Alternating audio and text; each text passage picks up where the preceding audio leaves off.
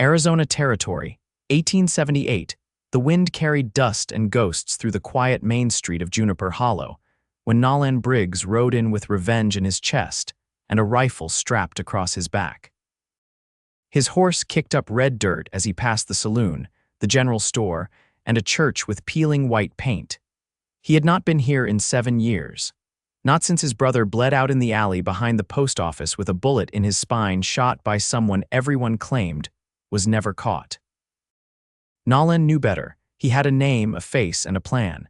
He just needed time. He dismounted outside the livery and handed the reins over to a boy barely out of his teens. "Where can I find Sheriff Lott?" Nolan asked. The boy pointed toward the jailhouse, across from the bakery. "You cannot miss it." Nolan nodded and turned, but something caught his eye. Across the street, standing still as stone in front of the bakery, was a woman in a pale blue dress, her hands gripping the shoulders of 2 children, a boy and a girl no older than 6 and 8. The boy's cheek was smudged with flour, the girl clutched a worn rag doll to her chest. The woman's eyes met Nolan's. They held a weight he recognized, not fear, something heavier. Grief, maybe, or the memory of it. She looked away first, ushering the children inside. He did not know her name yet, but something in his chest shifted. Her name was Francesca Whitlow. She ran the bakery alone, raising her 2 children in the flat upstairs. Nolan found that out from the sheriff, who had little else to offer him.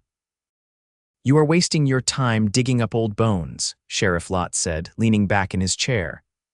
"Briggs, I know what happened to your brother was wrong, but the man who did it is long gone." Nolan gave a tight nod. "You let me worry about that," the sheriff sighed. "Just do not stir up trouble. This town, it has seen enough." Nolan stepped back into the sun, jaw set. He would find the man. He was not here to make friends, but that woman from the bakery, Francesca, kept tugging at the edge of his thoughts. He saw her again the next morning. She was hauling a sack of flour from her wagon behind the shop. It tipped suddenly, too heavy for her frame, and spilled halfway to the ground. The boy ran to help, but he was too small. Nolan crossed the street before he could think twice. "Let me get that," he said, lifting the sack with one arm and steadying it inside the door. Francesca blinked in surprise. Her hair was damp with sweat, a few strands sticking to her neck. "Thank you," she said, voice quiet. "I usually manage, but the shipment came early." Nolan looked at the boy beside her. "Your son," she nodded once. "Riley." The boy stepped forward. "Mama bakes the best bread in town." Nolan's mouth twitched. "I will be the judge of that."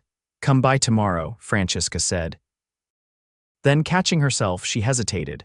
"If you want," he wanted. More than he expected, Nolan came the next day, and the next. At first, it was the bread. Then, it was Riley's questions. Then it was the way Francesca's eyes softened when she watched her daughter, Rose, hum to herself by the fire. He learned things in pieces. Her husband had left 3 winters ago. No note, no goodbye, just gone. She had not seen or heard from him since. Some folks whispered he had not been a kind man. Nolan did not ask. He saw the way she flinched when boots hit the floor too hard, how she stiffened when a man raised his voice in the street. He put it all together himself. Still, she kept going. Every morning before sunrise, she kneaded dough with calloused hands and braided her daughter's hair. She read to Riley by candlelight and sang when she thought no one could hear her. Nolan came for vengeance, but he stayed for her. One night, long after the town had gone quiet, Nolan found himself standing near the back of the bakery. The window above was open. He could hear Francesca's voice, low and tired, reading a bedtime story. He leaned against the wall and closed his eyes. He was falling, and he knew it. The next morning, he found Francesca sweeping the porch. "You got a minute?" he asked. She looked up. "Of course." He took a breath. "There is something I have to tell you." Her brow furrowed, but she nodded. "My brother died here 7 years ago. Shot in the back by a man named Kurt McCready." She froze. "I came here to find him," Nolan continued. "To kill him." Francesca held his gaze. "And did you?" "No, not yet." She looked down at the broom in her hands. "Kurt McCready is gone, left town with the mine foreman 2 years ago. No one has seen him since." "I know." "Then why are you still here?" He swallowed. "Because I met someone strong, someone who keeps going even when life tries to break her in two." Her eyes filled, but she blinked the tears away. "I am not whole," she said. "Not anymore." "You are more than that, Francesca." He reached out slowly, giving her time to pull away. She did not. His hand found hers, rough palm to rough palm. She looked up, voice barely a whisper. "You scare me." "I know," Nolan said, "but I am not going anywhere." The front door creaked. Riley stepped out, dragging Rose behind him. "Mama, we are hungry," he said. Francesca turned, brushing her hand over the top of Riley's head. "We will fix something." She looked back at Nolan. "Will you stay for breakfast?" He nodded. "I would like that." Inside the bakery, the smell of cinnamon and warm bread filled the air. Rose pulled a chair across the floor. Riley set the table. Nolan rolled up his sleeves and helped. It was not much, just breakfast, but for the first time in years, it felt like hope. The fall sun hung low and gold over Juniper Hollow, drawing long shadows across the porch of the bakery as Nolan finished cutting kindling near the steps. Francesca stood by the open door, drying her hands on her apron, watching him in silence. "You always work this hard when you're not hunting a man?" she asked, voice carrying a trace of something wry beneath the weariness. He set the hatchet aside, brushing a faint line of sweat from his brow with the back of his wrist. "I was raised that a man ought to earn his keep, even if it's just for breakfast." "That was 2 breakfasts ago," she said, folding her arms across her chest. "I'm making up for the next one." She didn't smile, but her gaze lingered. He noticed she didn't ask when or if he planned to leave. That was new. Inside, Riley was crouched on the floor with Rose, showing her how to fit scraps of cloth into a small wooden box. Nolan had found it in the barn behind the livery, half rotted, and cleaned it up for them. Neither child had asked why he was still around. They'd simply started setting out an extra plate. Francesca stepped down from the porch and glanced toward the hills. "You ever work a homestead?" He nodded. "South of Abilene, before the war." She looked at him then, sharp but not unkind. "You fought, 1st Kansas Cavalry." "Union side," he said. "Didn't have a choice. My brother lied about his age to enlist. I followed him in." She didn't answer right away. "Then my father was with the 4th Texas, lost a leg at Chickamauga. He never came west." "That why you stayed here?" "No," she said. "I stayed because I had nowhere else to go."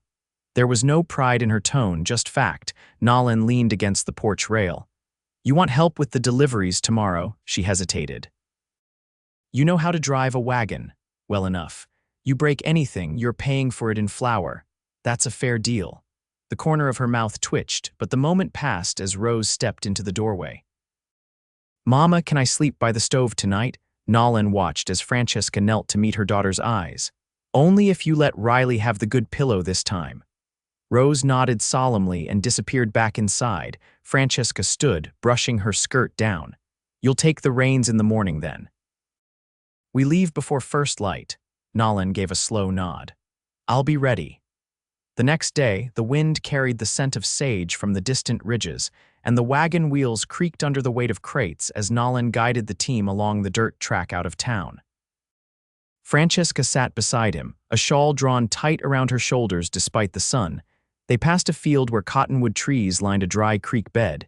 He glanced at her hands, folded in her lap, the knuckles pale. "You ever think about leaving?" he asked. She kept her eyes forward. "Once. After the first year without him, I packed everything we had and got as far as the edge of Prescott."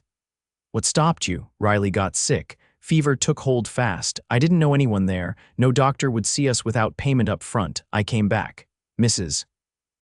Hanley gave me her old stove and some starter yeast. That was enough." He didn't speak right away. "You ever think about going back east?" she asked. "There's no one left there."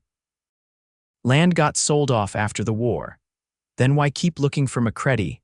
Nolan let the reins slide through his fingers a little, adjusting for the curve in the road. "Because I told my brother I'd watch his back. I didn't. I need to finish something." She nodded once, as if she understood the shape of that silence.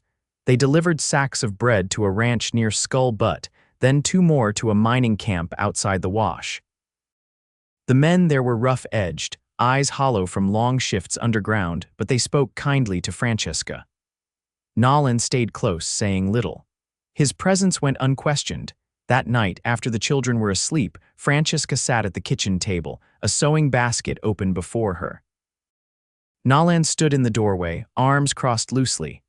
"Rose tore the hem on her dress again," she said, threading the needle. "She climbs like a squirrel. You want help?" You know how to stitch, my ma taught me. Said it might keep me from starving someday. She slid a second needle across the table without looking up. They worked in quiet for a while, the only sound the soft pull of thread and the low creak of the chair beneath him. After a time, she spoke again. When I first married, I thought I understood what love looked like. I was wrong. Nolan kept his eyes on the fabric. What changed? I did. I had to. He passed the hem back to her, nearly straight. She ran her fingers along the seam, then set it aside. I don't know what's ahead, she said. But I can't keep living like the past is still happening. He met her eyes. Then maybe we find something new. She didn't answer, but she didn't look away. The candle between them flickered. That small circle of light held more honesty than either had found in years. Upstairs, the floor creaked softly as one of the children turned in sleep. Francesca reached across the table, her hand resting on his. Not tentative, not hesitant, just real. He turned his palm upward and closed his fingers around hers. Neither of them spoke. They didn't need to. The first frost came overnight, glazing the windows of the bakery in thin white lace. Francesca stood at the back door with a shawl wrapped close, watching her breath rise in the cold morning air. Nolan was already in the yard, mending the back gate where a hinge had started to pull away from the post. "You're up early," she said, stepping onto the packed earth behind the shop. He didn't look up. "Gate's been dragging. Figured I'd fix it before it gets worse." She rubbed her hands together. "I can heat some cider if you want." He set the hammer down and wiped his fingers on his trousers. "That'd be good." Inside, Riley was stacking kindling near the stove while Rose tried to fit her arms into a coat 2 sizes too small. Francesca knelt to help her, then turned to Nolan as he stepped in. "Riley's school teacher hasn't returned from Flagstaff," she said. "The last letter said her sister took ill." Nolan nodded, taking the mug she offered. "You want me to work through some lessons with him till she's back," she tilted her head. "You read Latin. Well enough to make a mess of it. That might be better than what he's been doing." Riley, who had been pretending not to listen, straightened. "Can we start today?" Nolan glanced at Francesca. "If your mother agrees." She raised an eyebrow at the boy. "After you finish stacking the rest." Riley didn't argue. Francesca handed Nolan a folded paper from the shelf beside the stove. It came with the flower order. "There's a name scrawled at the bottom I don't recognize." He unfolded it slowly, scanning the uneven lines. The handwriting was rough, the ink smudged in places, but the name at the bottom was one he hadn't seen in years. "Clyde Barlow," he said aloud. Francesca's brow creased. "You know him. He rode with McCready during the war. They were close. You think he's still in the territory? If he's inquiring about freight routes, he's not far." She folded her arms. "Does this change anything?" Nolan paused. "It might." She looked at him for a long moment before speaking. "If you're going to see this through, I won't stop you, but I won't have my children caught in it." "You have my word," he said. The next 2 days passed under a low, silver sky. Nolan worked in the yard and helped Riley with arithmetic by lantern light. Francesca baked through the afternoons, her sleeves dusted with flour and her hair tied back with a bit of twine. She watched Nolan out the window sometimes, but never said much. On the third morning, he saddled his horse before dawn. Francesca met him in the yard, her coat buttoned high against the cold. "How far?" she asked. "West of town. There's an outfitter near the pass. If Barlow's looking for freight, he'll have passed through." She reached into her pocket and handed him a strip of cloth wrapped around a square of jerky and a biscuit. "For the road." He tucked it into his coat. "I'll be back before nightfall." Francesca looked up at him then, her eyes steady. "I'd like you to come back at all." He nodded once, then mounted and turned toward the hills.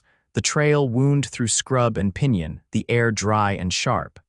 At the outfitter's station, a man with a weathered face and a stiff leg leaned against the doorway. "You lookin' for someone?" he asked as Nolan dismounted. "Clyde Barlow." The man spat into the dirt. "Came through 3 days ago, headed south toward the old copper diggings." "Was he alone?" "Had a pack mule and a rifle." "Didn't talk much." Nolan thanked him and turned back toward Juniper Hollow. The sun was low by the time he reached the edge of town.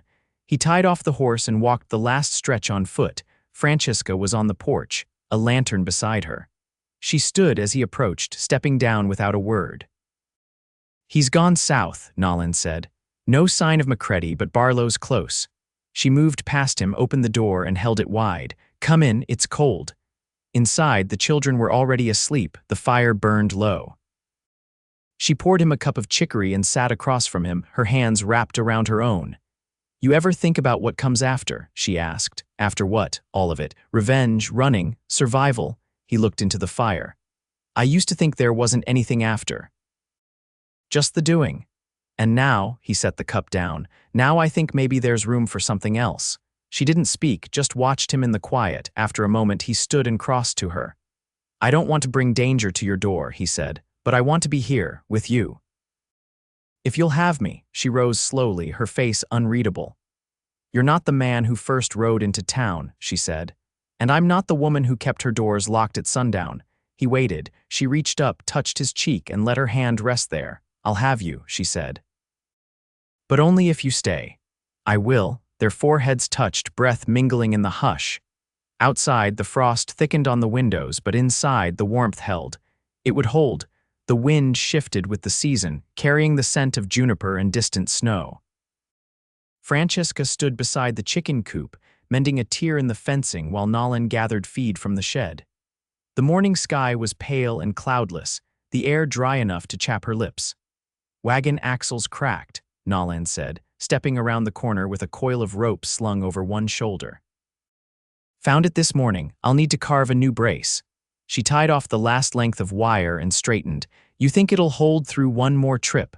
"Not with the roads near the ridge.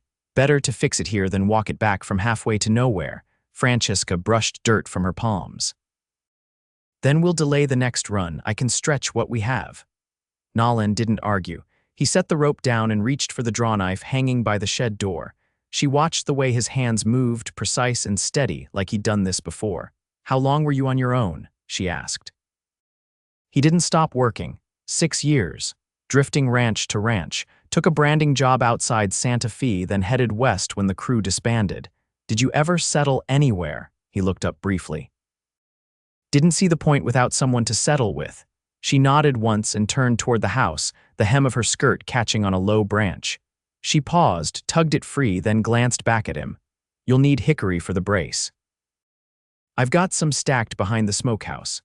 He followed her there, and as they walked, silence stretched between them, not heavy, just familiar. Behind the smokehouse, she knelt to unlatch the wood bin. Nolan crouched beside her and lifted the top plank. "This one's sound," he said, tapping a length with his knuckle. She leaned forward to examine the grain. "My father taught me to judge wood by the weight. You still remember?" "I remember everything," he said, "even the things I wish I didn't." Nolan didn't press. He picked up the hickory and stood. She followed, brushing her fingers along the edge of the bin before closing it. Later that afternoon, while Nolan shaved the brace to fit the axle, Francesca worked at the ledger inside. She kept careful records: flour, sugar, salt, every tin and every coin. She was bent over the table when Riley came in from the yard, his cheeks flushed from the cold. "Mama, Mr. Briggs says the brace is nearly done." She didn't look up. "Then we'll be ready for the market by week's end." Riley hesitated before speaking again. "Do you think we're gonna stay here always?" She set down her pencil. "Why do you ask?" He shifted his weight. "It's just, he used to sleep in the barn, now he takes breakfast with us. Feels different." She stood slowly and crossed to him, resting her hand on his shoulder. "Do you like having him here?" Riley nodded. "He listens when I talk, like Papa never did." Her hand lingered. She didn't answer right away. "Then, sometimes people come into our lives when we least expect them. And sometimes they stay because we let them." That night, Francesca found Nolan sharpening his knife by the lantern. He didn't look up when the door opened, just kept drawing the blade across the whetstone. "You finished the axle?" she asked. He nodded. "It'll hold." She stepped inside, arms folded against the chill. "Riley told me what he said." Nolan finally looked up. "I didn't mean to overstep." "You didn't." She took a slow breath. "I think he's beginning to trust you. I don't want to give him a reason not to." She hesitated near the hearth, then walked to the table and sat. "There's a parcel of land east of town, belongs to no one far as I can tell, near the ridge. Wild plum trees grow there." He watched her, unsure. "I've thought about it once or twice," she said. "Planting something more permanent, a place for the children to grow into. You thinking of buying it, I might, if I had help. He set the knife down, the whetstone beside it. You'd want me there, I would. He crossed the room slowly and sat across from her, the lantern between them casting warm light across her face. I came here with nothing but a name and a rifle, he said, and somehow I found something worth staying for. She didn't answer right away. Then she reached across the table and took his hand. Then stay. He turned her hand in his, palm against palm, and nodded once. I will. Outside, the wind rose and rattled the eaves, but inside the bakery, the warmth held firm as two people, battered by loss and time, began the quiet work of building something lasting. By early December, the ridge east of Juniper Hollow had turned pale with frost, its scrub grass crunching underfoot and the plum trees standing bare against the sky. Nolan rode out before sunrise most mornings, measuring the slope, marking where the spring runoff would gather, noting the shadows cast by nearby hills. He carried a small journal Francesca had given him, its cover stitched from scraps of old leather, and filled its pages with sketches and questions he'd never thought to ask before. Back at the bakery, Francesca began setting aside dried goods in a crate by the pantry: salt pork, beans, jars of pickled squash, things she wouldn't need for the bakery but might once the move was made. She didn't speak of it directly, but the quiet preparations spoke plainly. There was no announcement, no plan laid out between them in full, but every action built toward a shared future. One evening, as the children played with scraps of wool near the warmth of the stove, Nolan unrolled a rough charcoal drawing across the table. The ground's level enough on the northern edge, he said, tapping the page with a finger darkened from the pencil. Could build the foundation before the thaw sets in. Francesca looked over the sketch, her eyes tracing the lines of a simple cabin, a lean-to, and a fence that curved gently around where he'd drawn the outline of a garden. I could keep the bakery through spring, she said. After that, well. Maybe bread's not the only thing I want to make. Riley looked up. Will we live by the plum trees? Nolan nodded. That's the plan.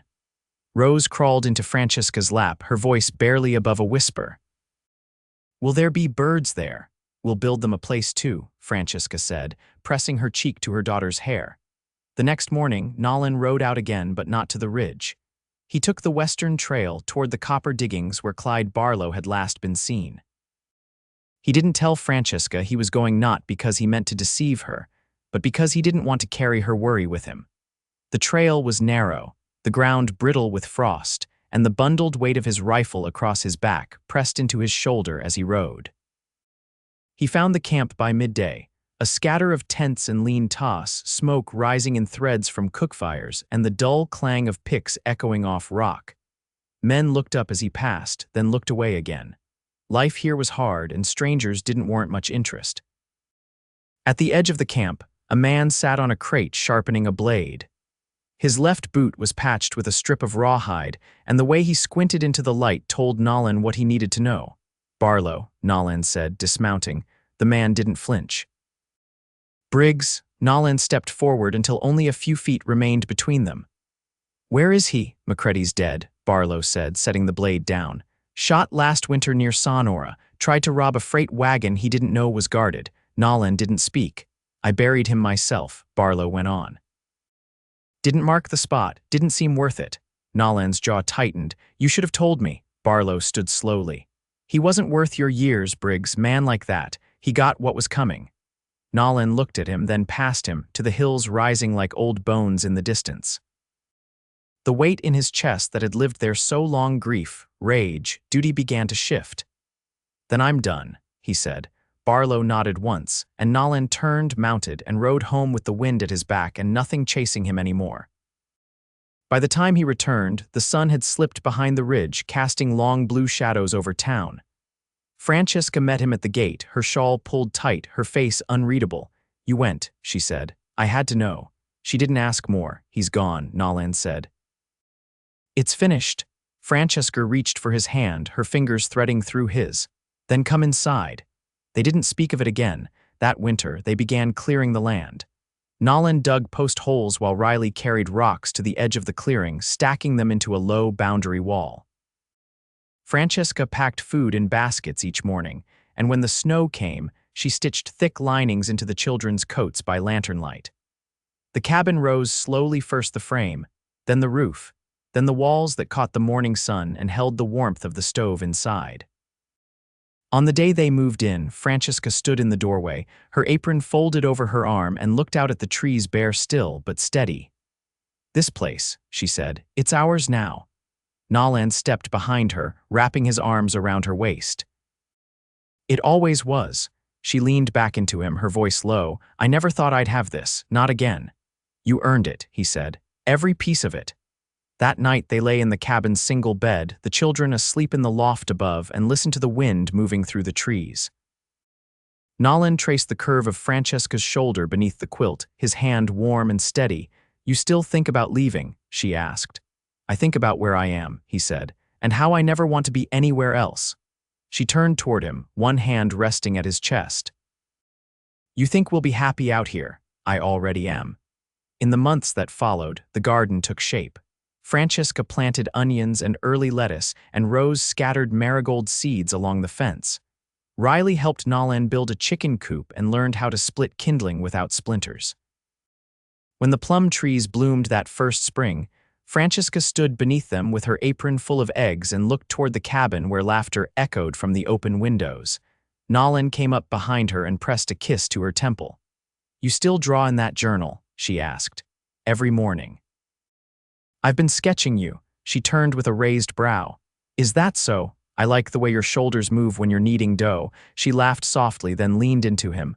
"I love you," she said. "That's not something I say lightly." "I know," he said.